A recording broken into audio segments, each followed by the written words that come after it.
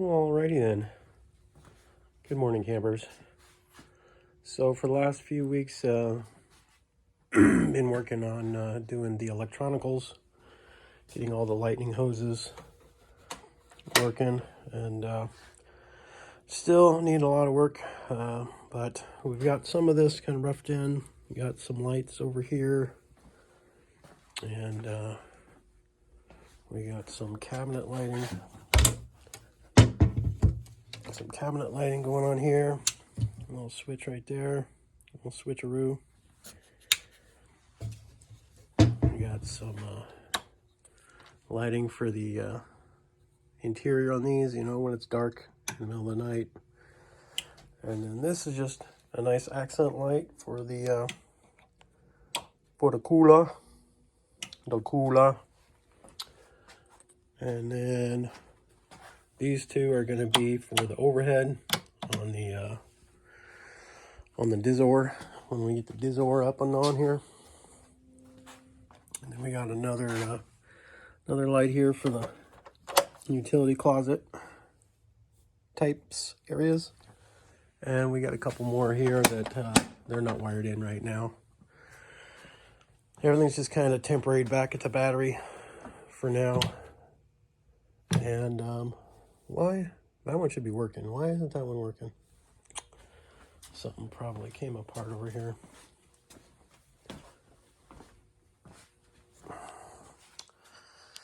Oh yeah, that's on that wire. Well, I got some under cabinet lights here that you can kind of see right there. They're gonna be pretty when they're lit up. I thought I had it wired in, but obviously not. And then we got, there's going to be a switch panel here for some lights. I forget what exactly. Going to have the fan, overhead fan, we'll have like a master switch for that here. Probably going to have a switch a contactor for the inverter, that kind of stuff. Over on the other side, there's a switch pack over there. Might as well just take a tour and walk around real quick. Doodly doot doot doot. Alright, so this one is the under cabinet lights right here. This one is the interior cabinet lights. Oh, and I did these little spring trick to hold these open, because trying to get those thingies to work. Those thingies. It was just a real pain. They're just, and you know, with the fact that I'm drilling into foam right here, I think the springs are just a better way to go. But anyways, there's some lights inside the three bottom ones. The top ones don't have no lights in them, but. And then one of these will be for something or other. I forget what I was gonna do with those. We got the pump timer for the water pump. And then this is our, oh yeah, we don't have no power yet. But this is our pump override, which I'm probably not going to wire in, but I might. And then this is our freshwater tank meter thinger. And then we got some outlets over yonder, and there's one yonder there. And then of course we got our vent on, and I did kind of an accent wall thing. It would be much prettier if the lights were working right now. See if we can even do that real quick. I don't know how dead this battery is. Where'd that thing need to go? Live action right here.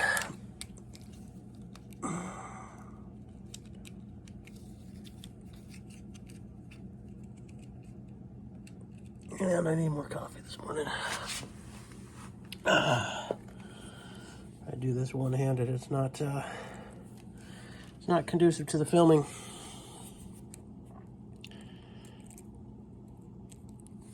All right. We got lights now? Yeah, we got lights now. All right. So let's go back over there.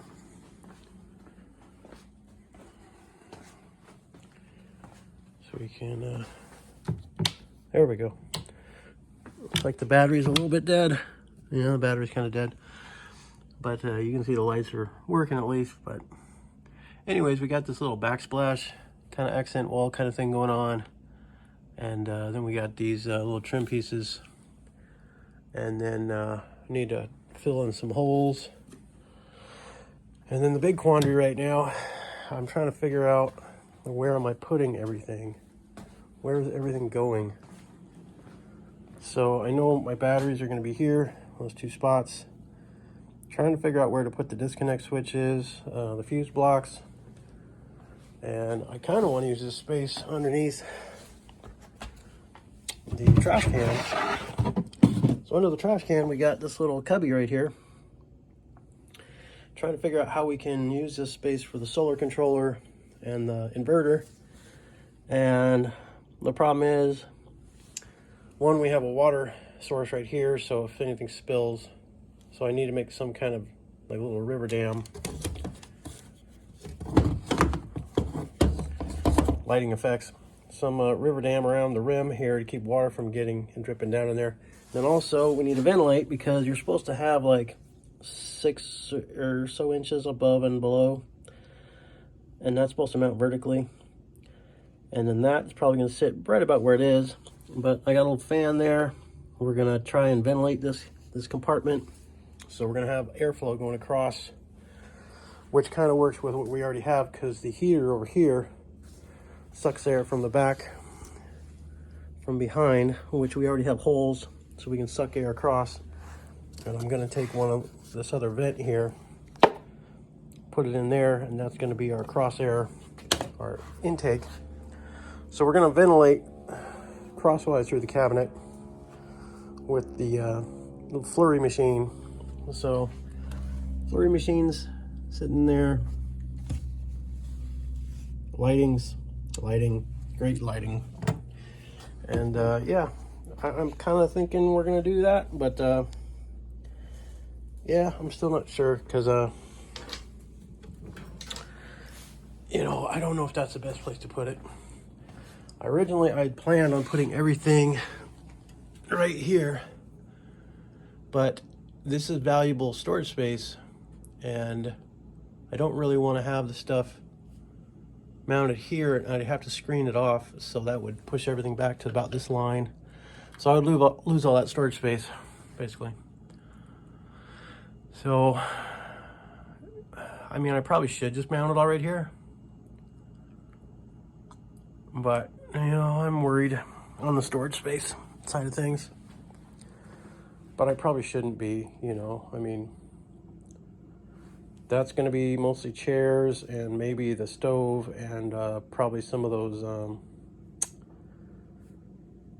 little folding table thingies. And then this is going to be like all the fire stuff, you know, propane tanks and little fire maker stuff, and, you know, whatever other tchotchkes. And we got tons of room in there, in the cabinets and the cabinets. So maybe I shouldn't worry about that.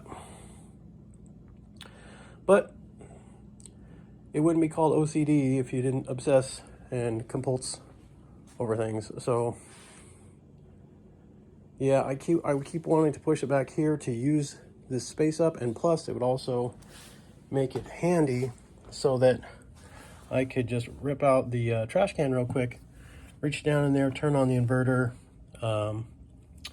maybe have the disconnect switches in there so I can just disconnect the batteries with, you know, the disconnect switches. And so, you know, you disconnect with the disconnect switches, just in case we're not clear on that.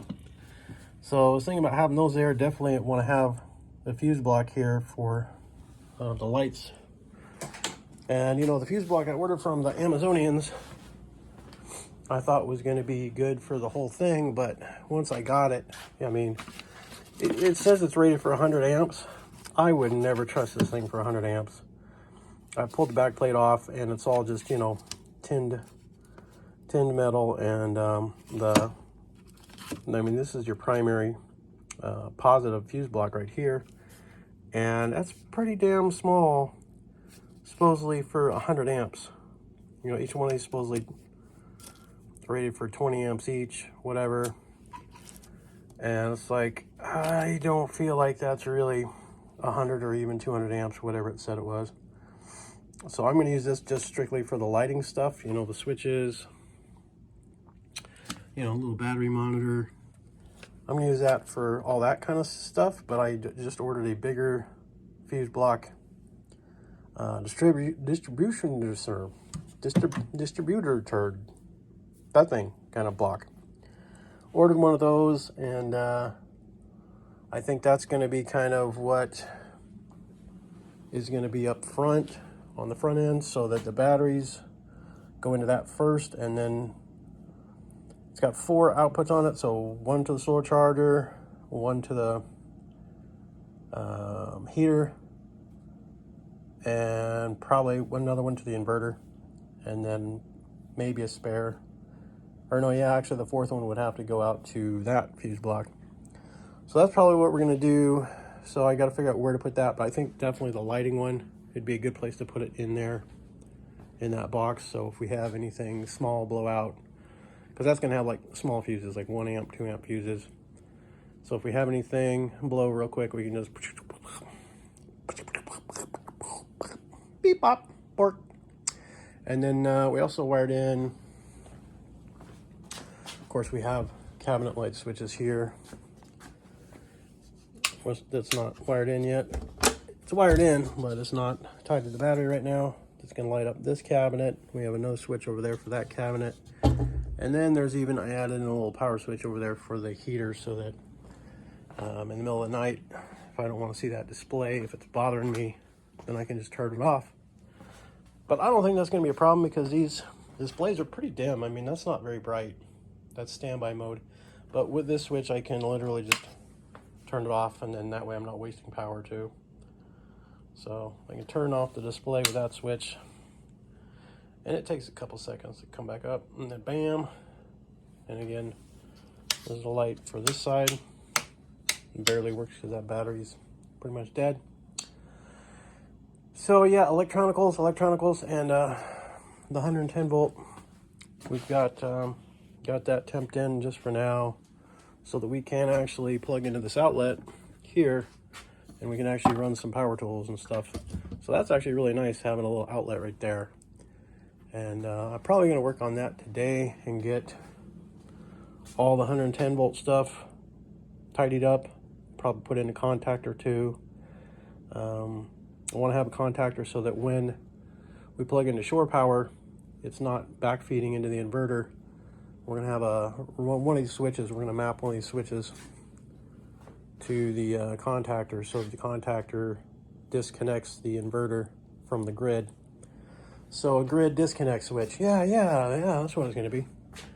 And yeah, hopefully we'll do that today, unless I end up being lazy again and just sitting around the house all day doing nothing. So that's where we be, and that's where what we be is doing for nows. So lightning hoses, it's been a lot of time doing this, but hopefully it'll be done here pretty soon. And I still got to deal with the god-awful amount of wire that I pulled that's in the frame that I haven't even touched. We still got to run a ground wire, but I've got these coils of wires that goes from one end of the frame all the way to the front, and really I don't really need like any of it. I don't know, you know, why I put so much in there. I put a whole lot in there because I didn't know what I was going to need, but now that I see how I'm going with most everything, I don't really need any of it, really. I'm probably going to need the one big red wire for the charging from the car, from the tether, and then that's probably about it. We might use another one for some under camper lights, maybe, you know, some strip lights that go under the camper, but I don't know if, you know, I don't know, we'll see. Blah, bleep, blop. So bleep, blop, blork. I think we're done yammering about that. So yep, that's what we're doing now. And also, if you made it this far, if you actually watched this far, check out my LimoDrop remix video. I put a lot of time and effort into making that. I thought it was pretty entertaining, at least on some levels, and at least get up to the, what is it, those 3 or 4 minute mark, you know. at least, you know, at least get to the point where you find out who Howdy Doody is, you know, at least do that. And enjoy that if you haven't seen it already. So, thanks for watching, and keep your sticks in some vicinities of some chicks.